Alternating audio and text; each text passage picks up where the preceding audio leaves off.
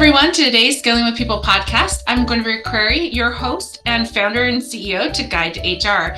So a lot of times I have subject matter experts on the call, but today I'm super excited to have one of you guys, a founder on the call who is open and willing to talk about some of his journeys, not all of them successful, in his current process of building his company and also his why. Super excited to have Hans Kullberg here with us today to talk about his journey and life lessons that he's willing to share with us. Welcome, Hans. Thank you, Guinevere. It's so nice to be here with you today. Really appreciate it. And thank you for being so willing to come on and share some of your not so great successes and hopefully also some of your great successes as well. For the audience, tell us a little bit about yourself. Yeah, so I'm first and foremost, I'm a dad of five. I say that because that's my most important job. I'm very hands-on about that.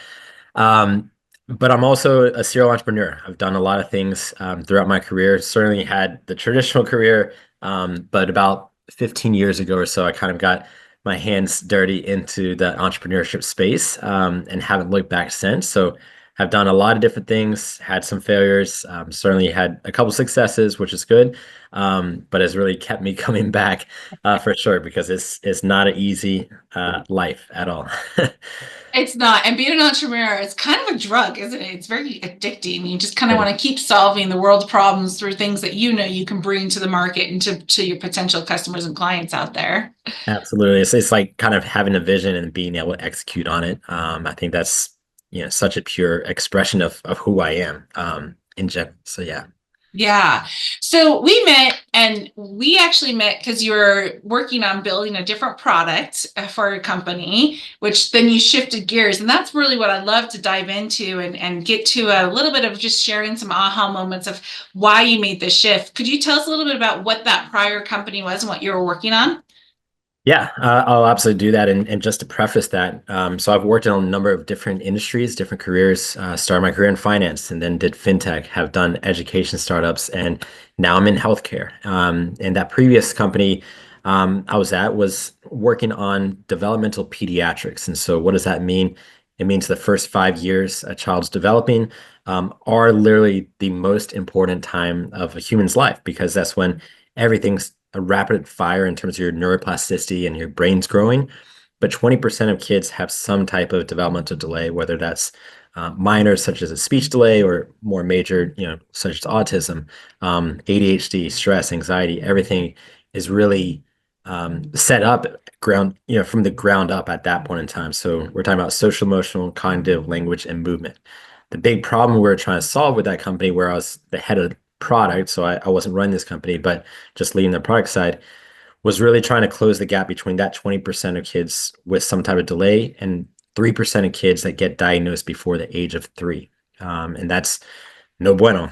That's not good for anyone, because certainly for the child themselves, but also the family, and also for everyone around that, including employers. And so the way that we're doing that, and if you know the medical system this day and age, pediatricians, they have a lot of information, very little time, spending 15 minutes with each child. They're checking eyes, ears, heart, throat. So it's really hard to kind of look at, what's happening developmentally. Parents spend a lot of time with their child, but have very little information, when it comes to development. So across those 4 main domains. And so what we're trying to do is really bring all of that guidance and wisdom and knowledge to those parents, to help them be the best advocate for their child. When they come to the pediatric clinic for that 15-minute visit once a year, which is really, almost crazy to think about. And then being able to kind of ask better questions and have better data. So screening data, milestones data, et cetera. The foundation of that, and really just the strategic direction of that company was intended to actually sell this product, which is it was an award-winning mobile app that had all this data, and it also had a platform, kind of a platform for pediatricians, was to sell that data to pediatricians themselves, and to kind of say, this is something that maybe 2,000 of your patients would actually love and enjoy, and it'll help you do your job better, right? Right. When it comes down to that, and I literally knocked on about 100 different pediatric clinic doors, literally hat in hand with a basket of fruit, apples, yeah, like bananas. If you ever go to a pediatrician, they love that stuff.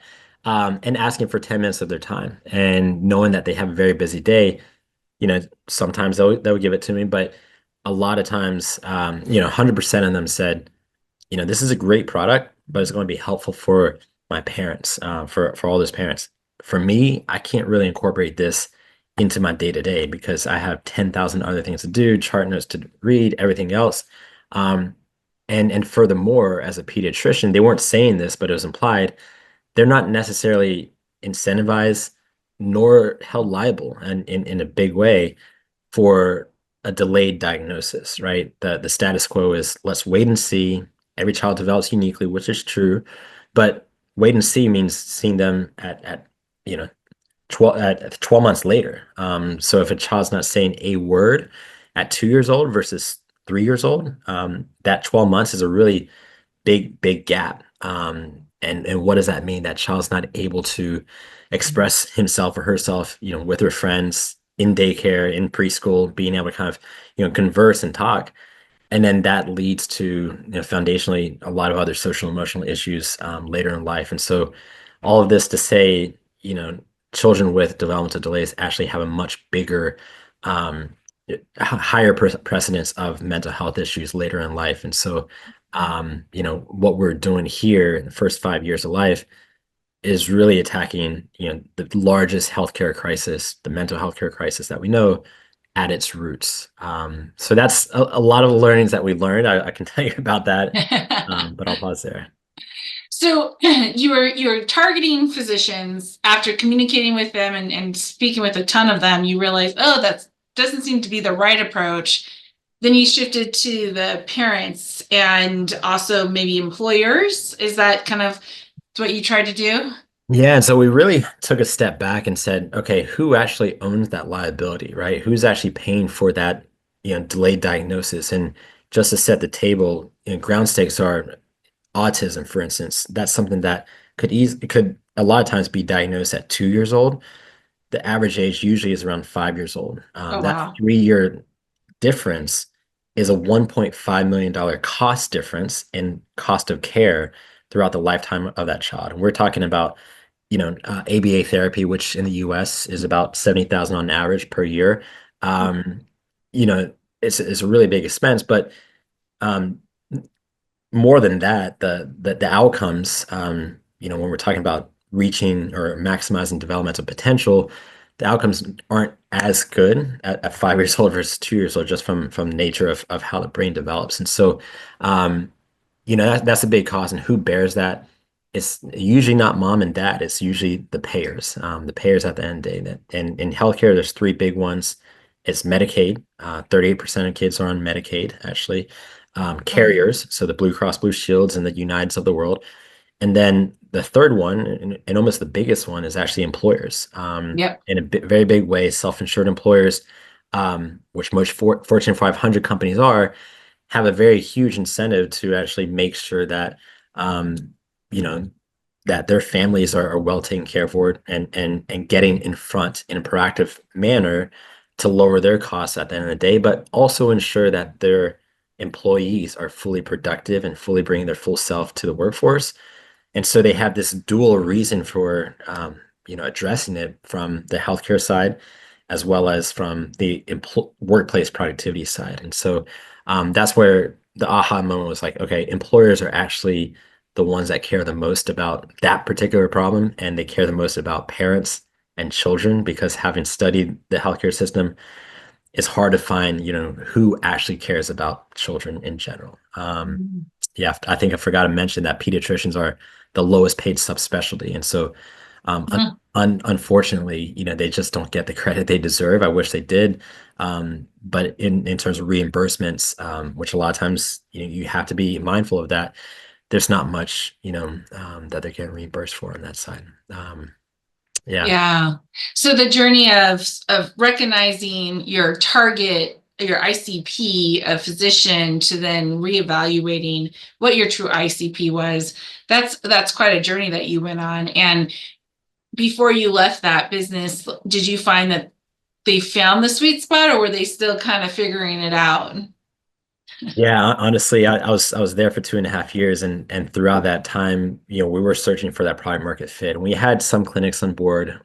We were actually having, um, you know, a big contract with a major healthcare, but it was more of a pilot, so it wasn't a paid contract. That doesn't really get you that far. Right. But from that standpoint, I was very proud of the work that we did, and what we had built.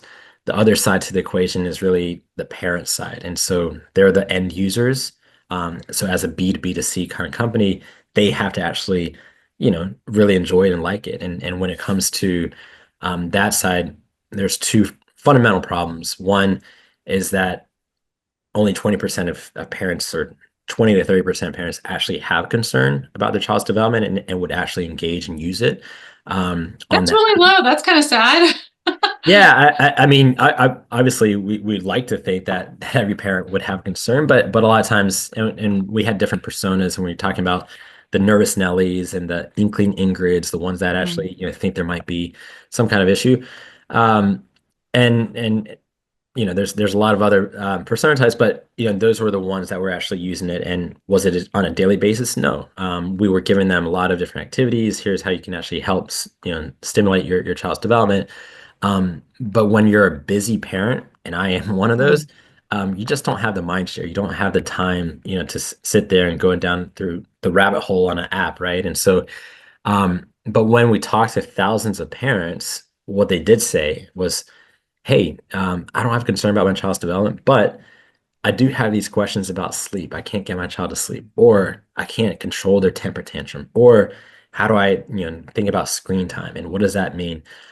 Or I have a relationship, issue with my spouse, like, or my partner. Like I have all these other things as a parent, which are really questions and challenges. How do I get my child to eat vegetables? And it's much more than development. And so when you think about engagement, I think about this from a product lens. Um, what is the lowest form of barrier that you can actually bring to actually engage that parent, and how do you actually bring them value first and foremost upfront? And that's and this segues into what we're doing now, is really giving that answer in the moment to that parent, and that trusted way. So So I love the journey you've been on, because I think this is such a truth of most startups. You come in, you think you're trying to solve problem Y, you speak to your potential ICPs. Maybe they're not the right ICPs, and or when you start to find that market fit, you realize, oh, I need to shift a little bit. And so that's kind of what you've done. So tell us a little bit about now, like you've shifted, and now what are you guys focusing on? yeah, I love that use ICP. And so ideal customer profile is a really big one, because sometimes, especially with B2B2C, you think, oh, well, it's the parents, they're ICP. No, that's not that's your persona. Your ICP is who's actually buying the product. Um, and and in a big way, it was really just taking that, a lot of those learnings, and really understanding, okay, so parents, they want their questions answered. What's the lowest form of communication, that barrier that you can actually bring that to? And it's if you literally ask and survey 1,000 parents, the number one, I'm going to ask you, Guinevere, the number Uh, one place that parents go uh, oh for gosh. guidance and information, where do they go? Probably Google or maybe Chat GPT at this point in Yes. time. And if they're really young parents, maybe TikTok. Yes. Dr. Google is the number one source of, parent information, followed by Instagram, TikTok, Facebook, YouTube, and others. All online sources, they're all easily accessible, but not, it's a basket case. It's not always validated. It's not always evidence-based. And a lot of times you don't know, should I believe this? Should I not believe this? And you know, it is what it is, and that's where parents kind of go. Ideally, they love to go to their trusted pediatrician or provider, therapist, even parent coach.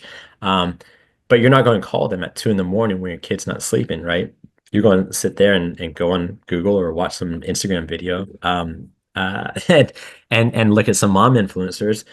But there's a big gap. There's a big gulf between trusted and expert-based guidance, who don't have that time. You're not getting an appointment for another 2 weeks, right?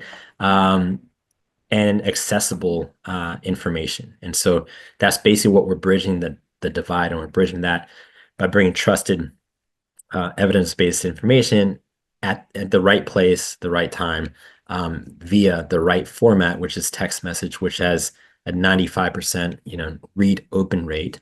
You're comparing that to a push notification or a mobile app, or even going to a website, right? You're not going to get the eyeballs or anything in terms of being able to get engagement. And so via text message is the most accessible form of communication, period. So we're just taking that form factor of searching in Google, right? That parents already do, and then basically using our knowledge repository, using our understanding of what that information is that they're trying to get.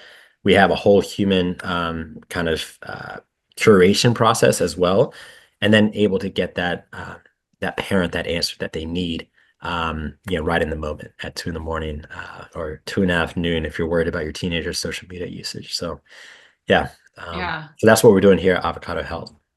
That's awesome. And so going through that journey, now that you're here, going back, if you were to go back in time and tell your earlier self, hey, this is what you should think about to try to either speed up that process, right? Startups, we only have so much time and money before we run out and we got to go get more funding or, start something else.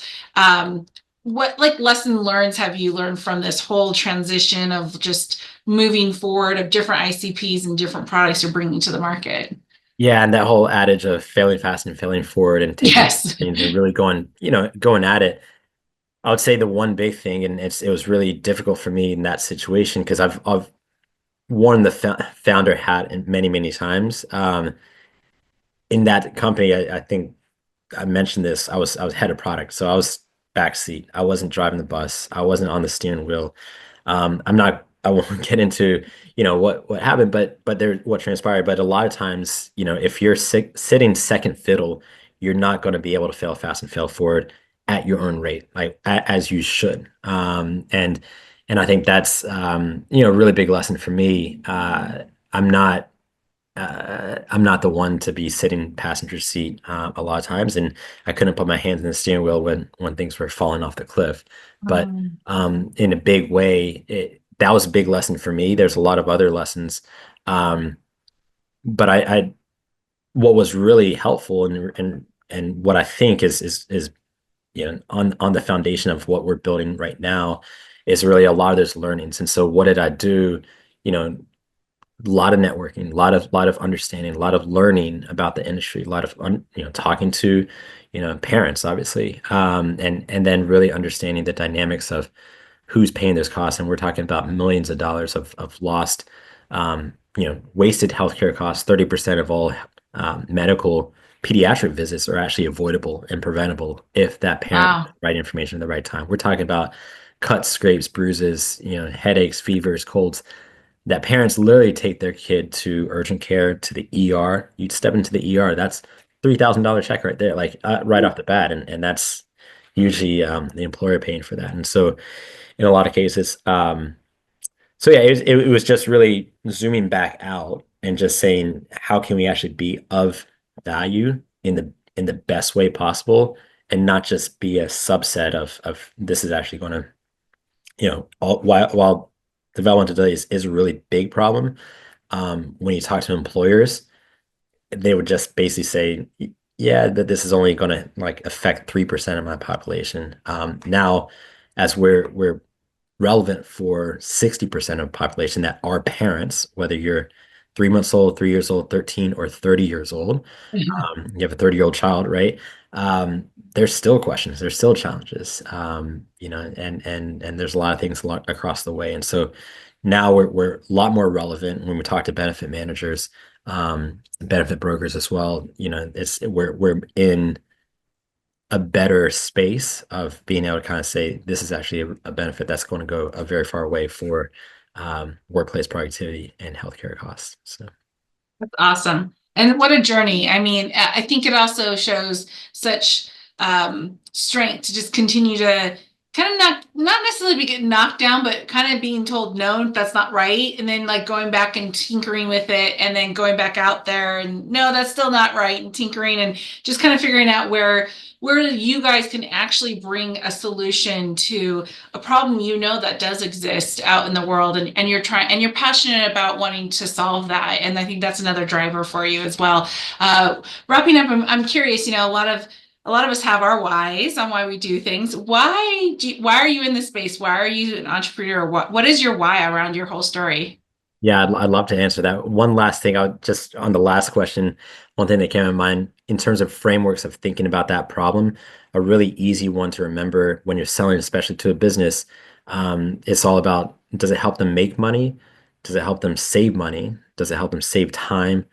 Or does it help them be more compliant with some kind of rule or regulation? Those are the four reasons, and only four reasons, why a company would actually buy your product, whatever you're giving to them. So having that framework in mind is very helpful when you're actually, going in front of any kind of B2B type of sale. Um, so my why is a really big thing, and as you know by now, we're all about empowering parents with that support and personalized way, and really answering that starts with answering the question. So I also mentioned that I'm a father of five. That was my very first role and my most important role, I would say. My third child, my daughter Aviva. She was born in January 2020. She was fully healthy, full term pregnancy. But unfortunately, she had a hospitalization. She had a condition called bradycardia that we found out on her second week of life. Um, and that caused her to be hospitalized for a week. The doctors did hundreds of different tests, all battery of every kind of workup that you can imagine. But after a week, she was fully recovered with no kind of medication, just on her own. And we left with more questions than answers, trying to figure out what happened. She proceeded over the next 3 months, to be fully healthy and developing, just as any infant would. And then had another episode around 4 months old. Same thing, different hospital, different team of doctors. We saw every kind of cardiologist, radiologist under the sun, neurologist, right? But they couldn't figure out. They're scratching their heads, and really weren't able to kind of figure anything out. And so my whole background's in data and AI and trying to make sense of information, and yet there's all this information out there on her records, her labs, and so on, but they weren't able to ever use that or avail that to any kind of machine learning, right? She had another two episodes over the next 3 months. And actually, we then she went 4 months without anything, and so at 10 months old, we thought she had grown out of it, but she had a fifth one, and then 10 days later, a sixth one, and this is a whole new team of doctors. They couldn't even get her records from her other hospital. They were kind of flying blind, and they relied on me and the information that I gave them in my 20 pages of notes, to really understand her prior medical history.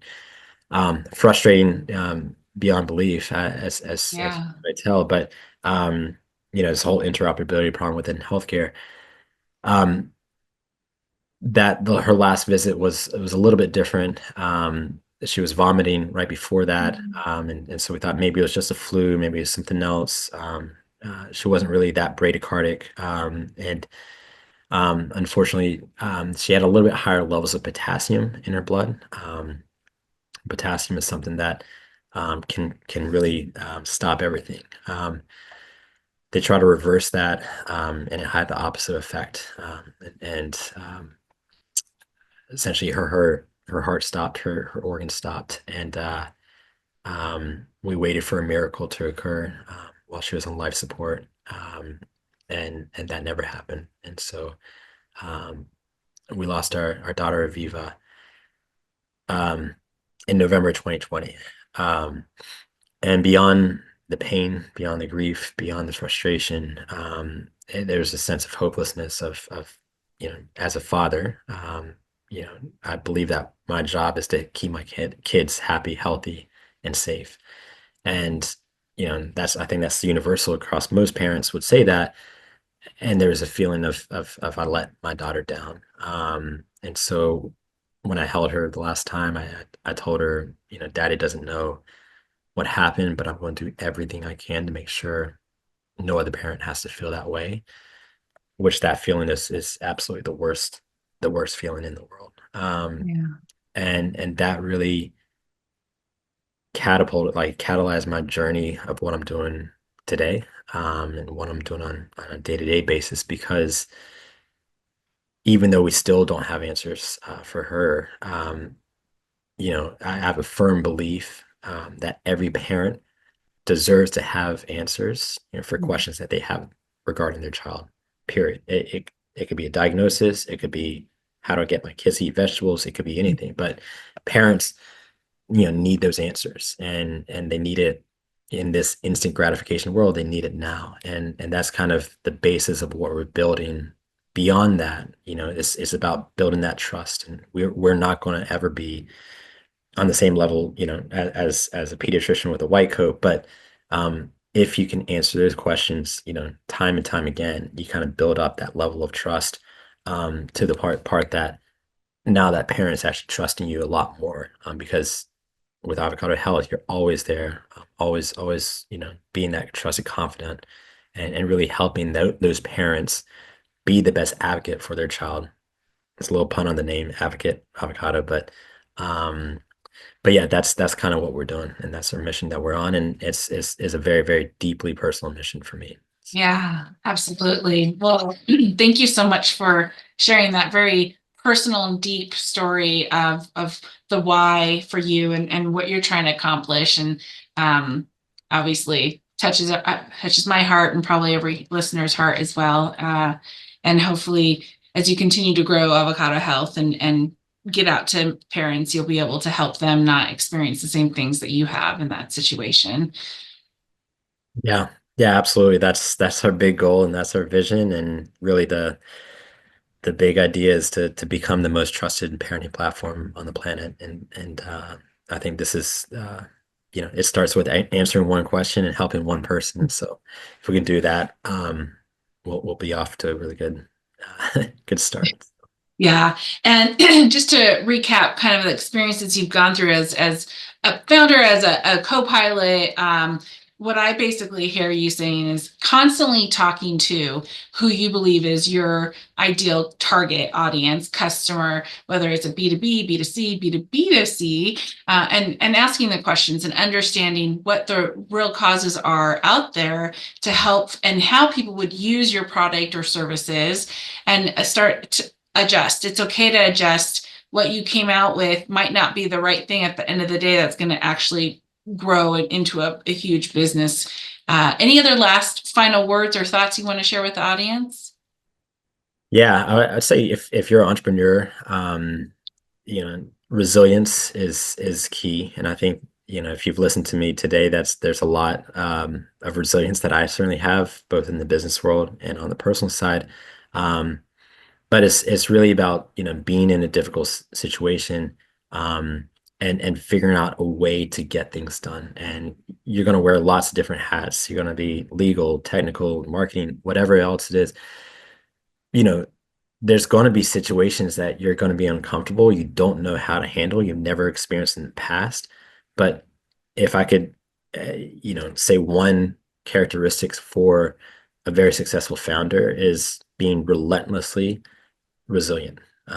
So getting knocked down, getting back up, but doing it in a much smarter way, and making sure that you're learning from every single past failure that you come across, because that is the way you grow in life. That's the way you grow, through failures, through adversity, um, and just being thoughtful about that, and knowing who you are, is really going to carry you at the end of the day. I totally believe in that. Well, thank you, Hans, for lessons learned and some personal touches to that, and sharing and opening and being so honest to the audience here. I hope everyone takes away something from it. And if you want to know more about Avocado Health, it'll be linked at the bottom in the description of our podcast today. And thank you, everyone, for joining us. And we hope you have a great day wherever you are in the world. Thanks for listening, and see you next time. Thank you, Guinevere.